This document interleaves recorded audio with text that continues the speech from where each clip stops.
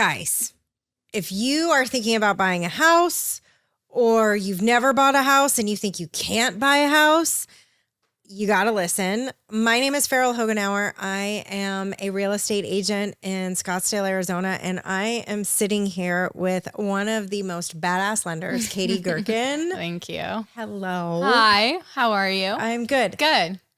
Okay, let's just literally dive in. What is it's September 4th, 2025. Yep. What is the real estate market like from a lender perspective? What are you seeing for applications? Because the economy is kind of things are kind of scary right now. Totally. Yeah. What's it so like? summer obviously was slow, and it's historically slow for us, but I will say August totally picked up, and applications for me at least are on the rise. I think that the news for the Fed cutting rates in September, even though that doesn't directly impact mortgage. I don't mean to interrupt you, but can we talk about that for 25 seconds? Totally. Because I think a lot of people are like, oh, I want to see what happens when the Feds meet on September 7th. 17th. 7th or 17th? Yeah. Okay. September, they're going to drastically cut rates and it's going to affect mortgage rates when historically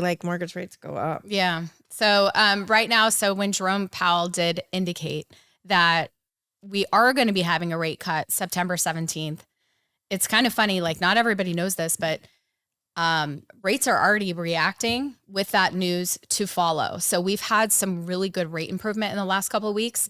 And I think that buyers are shifting a little bit and getting off the fence.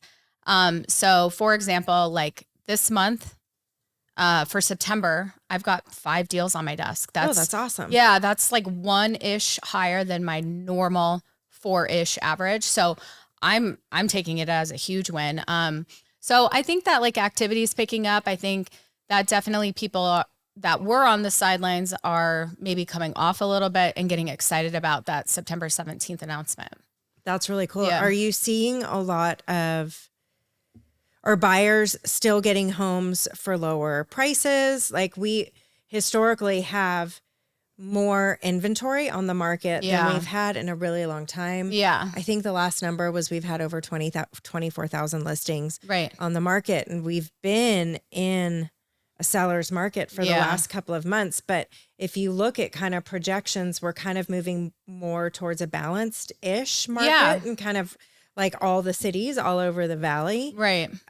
So what are you seeing? Are you seeing seller concessions? Are you seeing if you have a $500,000 home, are people getting it for lower price? What are you seeing as far as offers are concerned? So if I had 10-ish deals on my desk, I would say 99 or 9 of them are getting some type of seller concession. They are getting a haircut off the sales price. They are getting all of their repairs done or a credit after inspection. So most of my clients are getting really good deals right now. So I think it's, a great time to buy. And that's just kind of what I'm seeing right now. I think that's really cool. Yeah. And for those of you guys that don't know what seller concessions are, it's in essence the seller paying your rate down or paying for your loan costs or paying for all those things. And a lot of buyers don't know about that. And a lot of people don't know about it. Yeah. But it is an awesome tool to, even help your average purchase price go up because you can buy your rate down, which gives you more bargaining power. And the other thing that I'm seeing, and it's actually winning for most of my clients, is not necessarily asking for a haircut off the sales price, but when you ask for seller concessions, the comparison I usually do is oh gosh, do you want to save a couple of Starbucks per month or do you want to save hundreds of dollars? The reason for that is if you shave $10,000 off your sales price, for example, it's only going to save you a couple Starbucks per month. But if you get seller concessions of about 10 grand, you're looking at hundreds of dollars with a buy down. So that's kind of a cool and then analogy. You're not crushing the market. You're not crushing the neighborhood that you're moving into. Right. You're not bringing down their value. Well, and what neighbors might like you more. Well, that's what I was going to say. The best thing is for a $500,000-$750,000 house, if you go in and offer $700, that's going to be and then you close, the people in the neighborhood are like, oh, my value is going down. But if you offer like full price or you're not crushing your neighborhood. You're not crushing your neighborhood in value, and you're maintaining value, which is huge from a seller and a buyer's perspective. It benefits everybody, which is kind of keeps awesome. the neighborhood healthy. And so that's been a win-win because, and correct me if I'm wrong, but when they sell as it's closed on MLS, that is the sales price is what's recorded on MLS. Absolutely. It doesn't take into consideration seller concessions. It does not. So I mean, that's on the, we put that on the back end, but nobody sees that. And then, another thing that I'm seeing right now, and you can probably preach to this, is appraised values are holding. Like, I'm not getting light appraisals. I think because 6 months ago we had, maybe more of a seller's market, or, the comps in the neighborhood were still higher-ish. And if nothing has moved in the next 6 months, like, the values are still holding. So my sales prices are, nearly every time hitting sales price and or coming in higher, because they're pulling comps from 6 months ago, because that's maybe the most recent comp. I would have to say that's neighborhood dependent, because you can't really use, typically historically when you run comps, you look 6 months out, right? You look within a half mile to a mile radius, and you kind of look at all the things. There are so many factors when you're pulling comps, but with the market that we've had lately, especially within the last few months, comps aren't really that accurate. Yeah, because it's... And why do you say that they're not that accurate? Because the market shifted. Yeah. And the market has shifted so much from March to May. Right. And then from May to July. Like, just the market shifted so much and so much inventory came on the market, and not a lot was moving, but prices came down because homes weren't selling. Right. So it's kind of like this wishy-washy thing. So a home that you maybe priced 6 months ago is completely potentially far off base from what value is. Now, that being said, it would potentially appraise. Yeah. But you have to get the buyer to want to buy it at the purchase price. Value. So at value. So there's a lot of different things that go into kind of listing a home right now. Totally. So when I go in for my listing appointments, I'm like, look, this is where you could list at. This is where I think we'll sell. This is a great place to be. Yeah. If you do this, we could potentially get this. If you don't do this, we'll potentially get this. Yeah. And by do this, I mean some remodeling, some painting, some decluttering. That was kind of like your one listing. I think you encouraged them, what was it, to put in the artificial turf or the real grass in the back. Made such a big difference when I saw that. Oh my gosh, it was just a lot more pleasant. You could see your family in the backyard, And a lot with listings is, you got to invoke feeling with your buyers, right? You got to let buyers feel like see the kids in the backyard, see the on the kids grass. in the backyard. Yeah. Like, see the dog running around, playing catch, having a cocktail or making breakfast in the kitchen. Yeah. Like, you really have to invoke emotion in some of these listings in order to kind of move the needle a little bit. And if it's not selling, you got to maybe reshoot photos or reshoot video and just kind of shake things up a little bit to kind of keep it viable. I know I'm thinking about doing that for a listing of mine just because I want to refresh it. I want top of mind. And I do like what I've been seeing. And I know that you've been doing this is, I don't know if it's trending or if it's you, but I think more than just showing the 3-bed, the 2-house, you're showing what it would be like to be making breakfast and having a family in there. So you're really telling a story. And I think that shift, I don't know, it makes me want to look at the listing a little bit longer because it puts me into that home. So I think that trend is really great right now. I don't think everyone's doing it. Well, and I think with so many houses on the market, you kind of have to step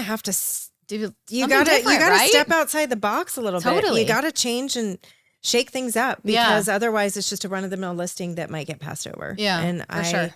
I'm not about that. Right. With my listings. Right. So question for you, because I don't know this.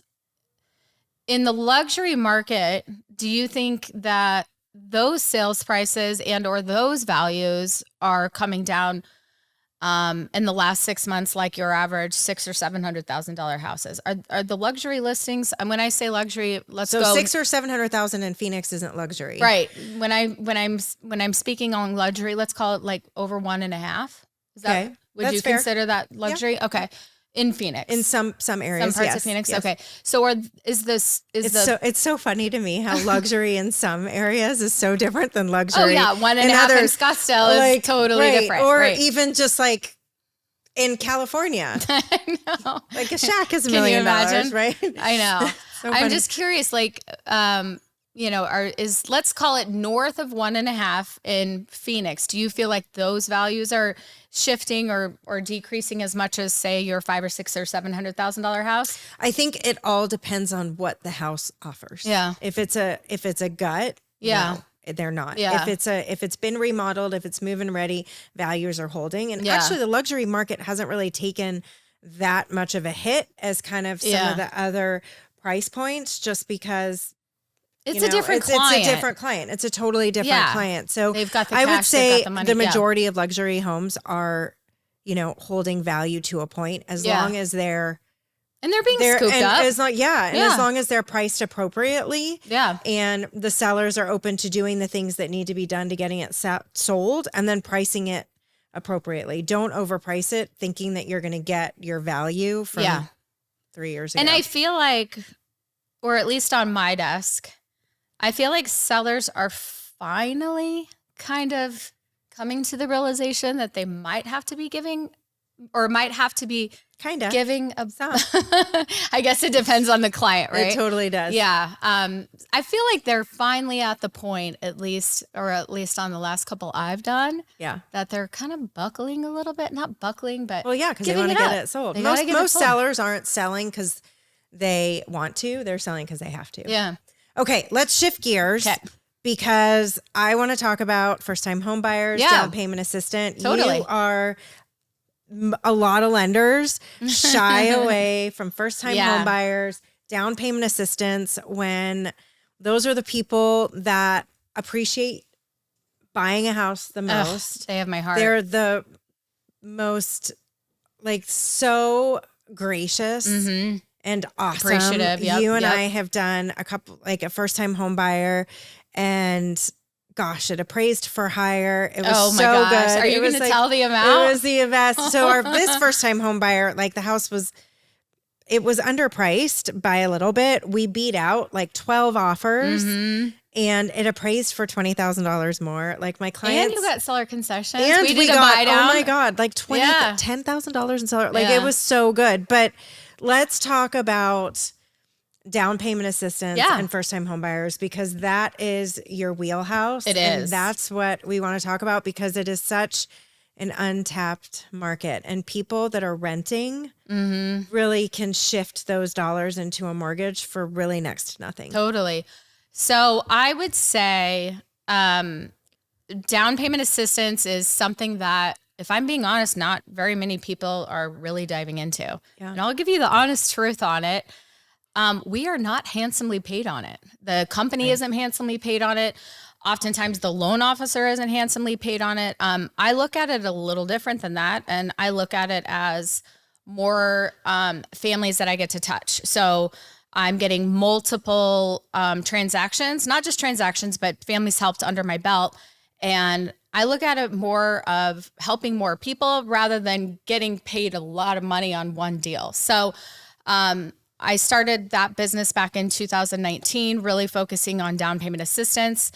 And it is so cool because everyone that purchased in 2019, that $200,000 house, they're sitting in a $400,000 house right now. So awesome. It's so cool. And it's turned into multiple generational people moving up in home, et cetera. So it's been so fulfilling to see where these people have come and where they are now, and how thankful they are that I took a leap of faith on them. I know. Yeah. I think it's so cool. And the values are there. The proof is in the pudding. So let's talk about down payment assistance. Yeah. It's 3% down. It's 5% down. What's the best average program? client? What's the average client? Yeah. Break it down as far as someone, let's use a $450,000 house, because that's kind of the average in Maricopa County, Phoenix, right? So let's talk about like, what does the average first-time home buyer using these first-time home buyer down payment assistance programs, which is DPA, by the way. Yeah. What's the average down payment? What does someone really need to get into a house cash-wise? Okay, so I know it's a totally loaded question. Yeah, it's a loaded question. So here's 2 answers for you. Okay. Down payment will be covered by the state. So let's call it an average FHA, 3.5% down, $450,000 house. The 3.5%, which is like $15,000. Yeah, right? yeah. The down payment assistance will come straight from the state. And I've been authorized to grab that down payment assistance from the state for my clients for them, so they don't have to worry about standing in line or going down to get it. Yep. So their entire down payment is covered.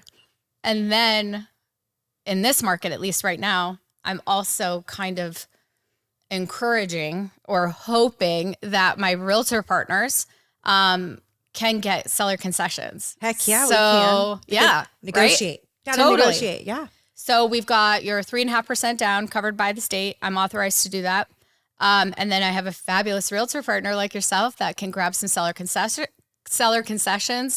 And gosh, they're getting into the house with zero to little money down. I actually had a client. So wait, so like they don't have to bring any money to the closing table? Not if their seller concessions are high enough to cover all of their closing costs. No.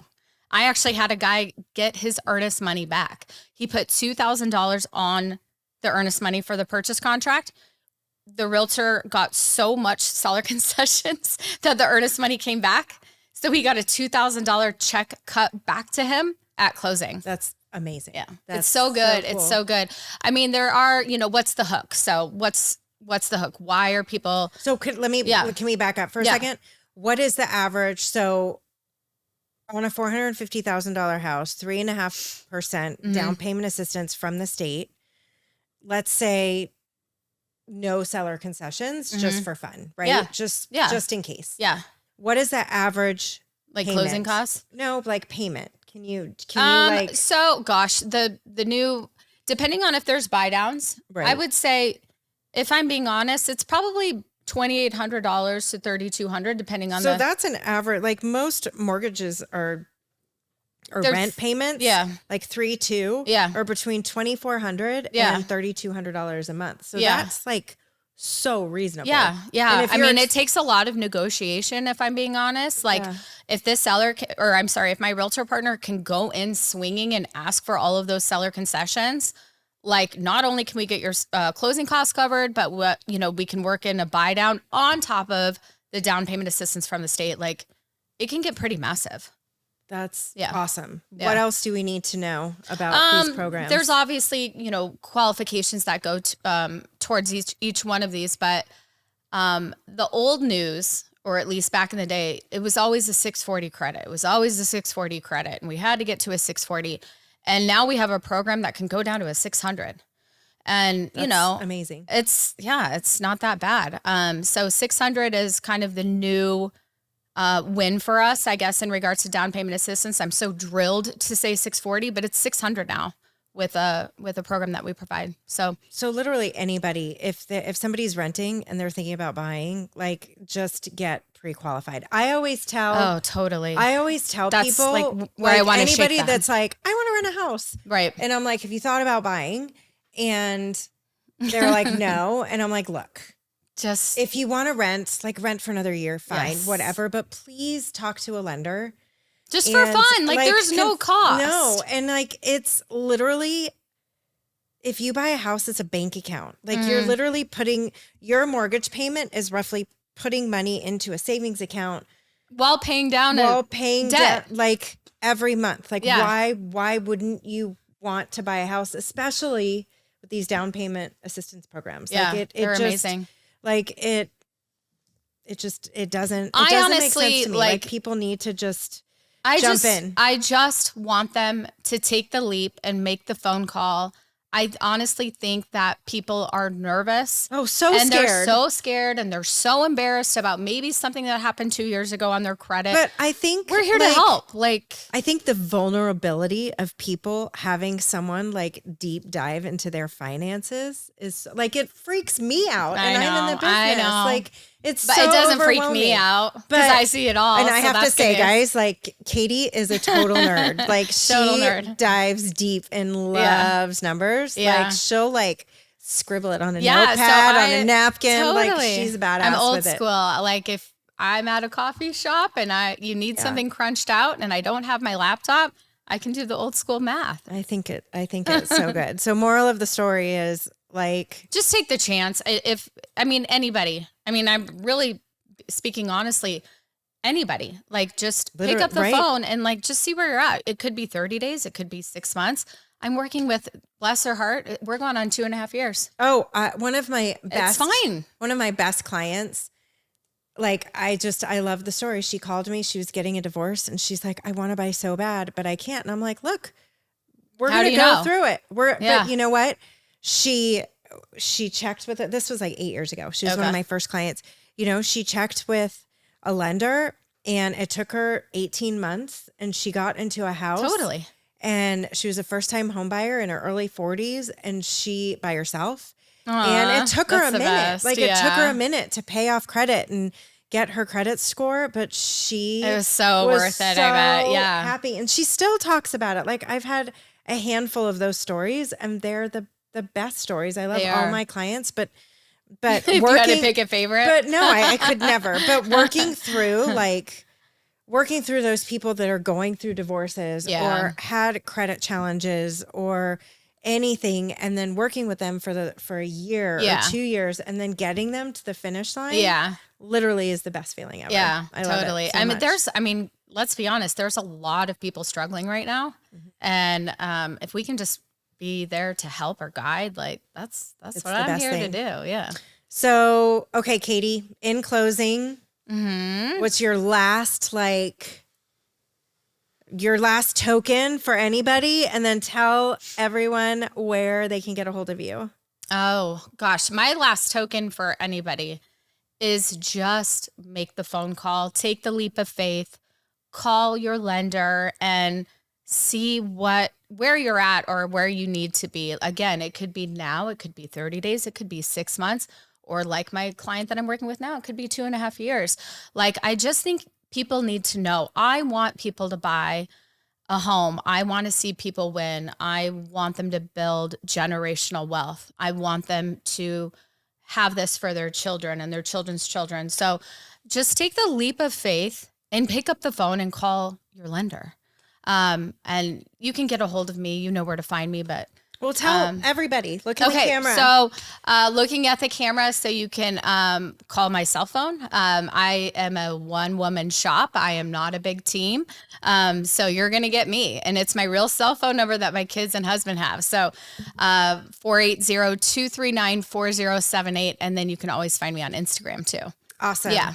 So, and what about you, my friend? I know. Well, thank you. Yeah. I'm so glad we did this. Pick up the phone and call one of us to get the ball rolling. What's the best way to get a hold of you? So I'm Farrell Hogenauer. You can call me 480-430-1013. Find me on Instagram, Farrell Hogenauer, Rebel Real Estate. And we're here to help you. We're a dream team and we're badass. Yeah, we love it. All right. This is awesome. Bye, guys.